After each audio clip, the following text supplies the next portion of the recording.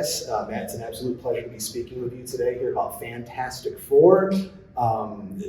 Congrats on the movie. I got a chance to see it Monday and thought it was amazing. I thought it was phenomenal. Thank you. Such a fun movie to watch. So it's got to be a great feeling knowing this movie's going to come out to the masses, and so many fans have been waiting for a Fantastic Four movie like this. Right. So how does it feel right now that you're on the cusp of like this big thing happening? It's exciting. It is. I'm happy to get to this moment where we can share it finally. It's been 3 years we've been working on it, and a lot of blood, sweat, and tears. A lot of wonderful people worked really hard on this one, and I'm excited to get it out there.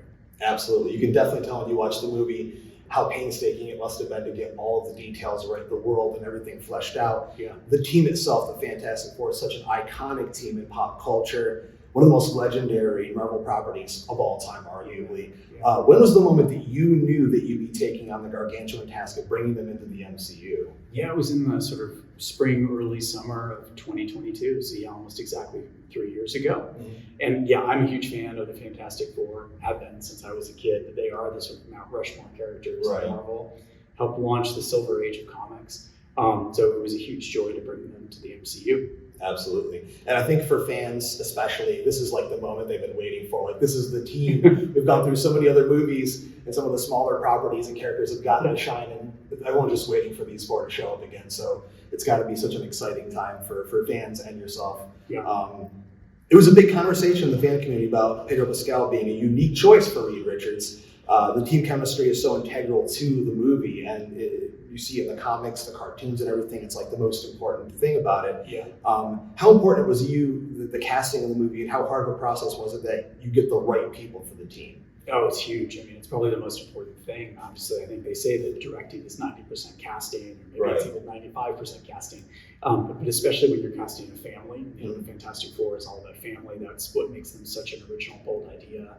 Going back to the 60s and even today, it's really the only family of superheroes. And so making sure that you believed them individually as those characters, but most importantly as a family, as brother and sister, as husband and wife, as best friend. And so it was really important to get the right people for those. Yeah. Particularly for me, I just had to mention some of my favorite chemistry is between Johnny Storm and Ben Grimm, which is essential to these characters, and I thought they just knocked it out of the park together. I thought it was just wonderfully done. Yep. And so fun to watch them pick at each other a little bit here and there and having some fun. So wonderfully done. Thanks. My favorite thing about the movie, aside from the cast itself, is the retro-futuristic 1960s setting, which was such a breath of fresh air. In terms of comic book movies, we haven't really seen anything like this before. I loved every second of that. And the production design was just so gorgeous to see on an IMAX screen. How important was it for you that this movie be set in a heightened version of this decade, especially it being the era that they were created in the comic books? I mean, that's the reason, really, is that because they were created in the 60s, and they are so optimistic and idealistic. Right. The DNA of that time, of that JFK sense of, we're going to conquer the unknown, we're going to push a person on the moon by the end of this decade. That vibe is so a part of who they are. They were created at the same time as Star Trek, which has very much that same vibe. That it felt like, why not put them in that period? And then you don't have to apologize for that attitude, that idealism. It's a part of who they are. But at the same time, if they had been alive in our 60s, we would have known about them, right? Sure. They're such public people. They're the leading lights of their age. Reed is the smartest man in the universe. He's done so much with technology. Like, they would have had a major impact. So we knew we had to put them on a different Earth. Yes, absolutely. In a different universe. Yeah. And when we knew that we were going to do that, it just opened up this really cool idea of like, well, what would the 60s have looked like if they had Reed Richards? And he's in his 40s, so he would have been inventing things for 20, 30 years before he became Mr. Fantastic. And so the fingerprints of that, the kind of the feeling of that Reed Richards tech rising out of a very familiar period, 60s New York, was just too appealing an idea not to run at. Sure. And so it was exciting. So we talked about, building a world that felt like the intersection of Jack Kirby and Stanley Kubrick, where Kirby meets Kubrick. How do we bring 2001 and all the cool futurism that was happening then, the World's Fair in the middle of New York in the mid-60s with monorails and saucer-shaped buildings and all that. How do we bring that and just put it everywhere in New York City, but still make it feel believable, make it feel like a grounded real world? Absolutely. You mentioned the Kubrick. I noticed it immediately, like some of the visual flourishes in the movie. I'm like, Kubrick, some of even the shots in space. Right. In my viewpoint, I was like, that's got to be influenced by Kubrick. It's just too gorgeous. And you don't see shots like that a lot in in my opinion, in a lot of the modern comic book movies. So there was a uniqueness to that I really enjoyed. We just saw Superman released a few weeks back, which was a brighter, more upbeat comic book movie. Yeah. Fantastic Four, in my opinion, also has a similar vibe and feeling to that, an uplifting vibe. You leave the theater, you feel really great, like you just had a wonderful time. You and your kids are smiling, kind of like, which is what we want from these movies, I think, most of the time. Do you think that audiences are now ready for a tonal shift in comic book movies? I think so. I mean, obviously, whenever a comic book run is created, it reflects the time in which it was written, right? Absolutely. And also what's happening personally with the people who are creating it, right? So you have 60 plus years of Fantastic Four comics, and each decade it changes and shifts depending on what's happening in the world, right? And that's part of the joy of these characters. They're timely and they're timeless. You can reinvent them again and again and again, and they'll still have the wonderful stuff that makes them unique. So for me, it was like, what is the world we're living in now? We need some optimism. We need that idea, that if we all come together, we can conquer any problem. Like, that's a wonderful idea, that we're stronger together. Yeah, and talking about a massive problem, right? So it's no spoiler that we finally get to see Galactus in all his glory for the first time on the big screen, properly done. Was he your first and only choice to be the main villain in this piece?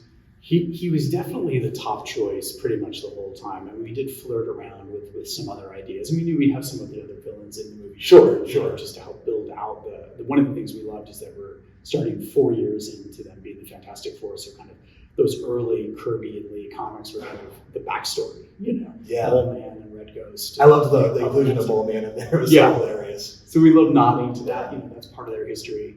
But we did consider a few others. We knew Doom we were going to hold off on just because there's been a lot of Doom in these Fantastic Four movies, and we wanted to save him for a little later and get into that. Obviously now with Doomsday.